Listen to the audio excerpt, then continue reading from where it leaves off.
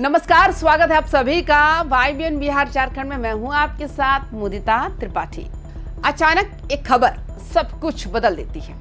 कुछ दिनों से औंधे मुंह गिरा शेयर मार्केट युद्ध विराम की घोषणा के साथ ही तूफानी रफ्तार में ऊपर चढ़ने लगा, तो दूसरी ओर बिहार के एक जिले सीवान से एक आई खबर ने वहां की फिजा में जैसे किसी ने चिंगारी डाल दी हो। लोग चुप हैं और सवाल सिर्फ एक है, क्या इतिहास खुद को दोहराने की तैयारी में है? रघुनाथपुर से हाल ही में चुने गए विधायक ओसामा शाह पर हत्या की साजिश रचने का आरोप है। मामला सामने आते ही इलाके की राजनीति में हलचल मच गई। जो बात एक मामूली झड़प लग रही थी, वो अब बड़े सियासी खेल का हिस्सा बनते दिख रही है। और इसी के साथ एक नाम फिर चर्चा में आ गया, मोहम्मद शहाबुद्दीन। अब इस पूरे घटनाक्रम को समझने के लिए हमें थोड़ा पीछे जाना जरूरी है।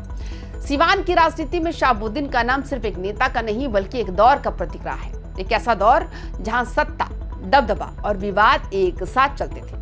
उन्होंने संसद से लेकर विधानसभा तक अपनी मौजूदगी दर्ज कराई, लेकिन उनके करियर के साथ कई गंभीर आपराधिक मामले भी जुड़े रहे। अपहरण और हत्या जैसे मामलों में सजा के बाद उनकी राजनीतिक यात्रा पर विराम लग गया।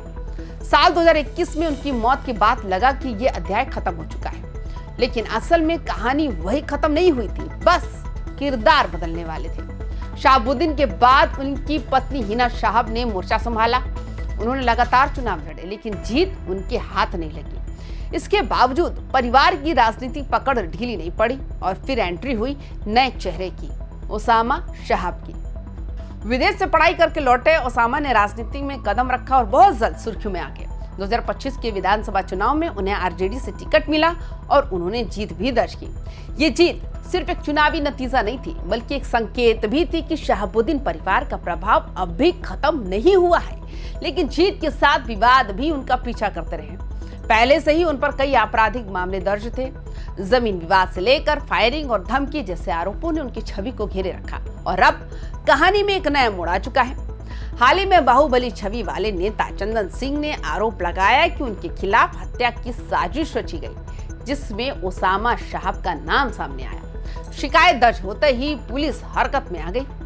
गवाहों के बयान, सीसीटीवी फुटेज और घटनास्थल की जांच जारी है। बताया जा रहा है कि सड़क पर हुई एक झड़प के दौरान गोलाबारी भी हुई थी। हालांकि पुलिस अभी इसकी पुष्टि में जुटी है। प्रशासन ने साफ कर दिया कि कानून से ऊपर कोई नहीं है। अब सवाल ये है, क्या ये मामला सच में किसी बड़ी साजिश का हिस्सा है या फिर ये सिर्फ राजनीतिक टकराव का एक और उदाहरण है? सीवान की राजनीति हमेशा से आसान नहीं रही। यहाँ जाति समीकरण, स्थानीय प्रभाव और बाहुबल का असर लंबे समय से देखने को मिलता रहा। ऐसे में जब एक तरफ शहाबुद्दीन की विरासत को आगे बढ़ाने वाला चेहरा हो और दूसरी तरफ मजबूत विरोधी खड़ा हो, तो टकराव तय माना जाता है।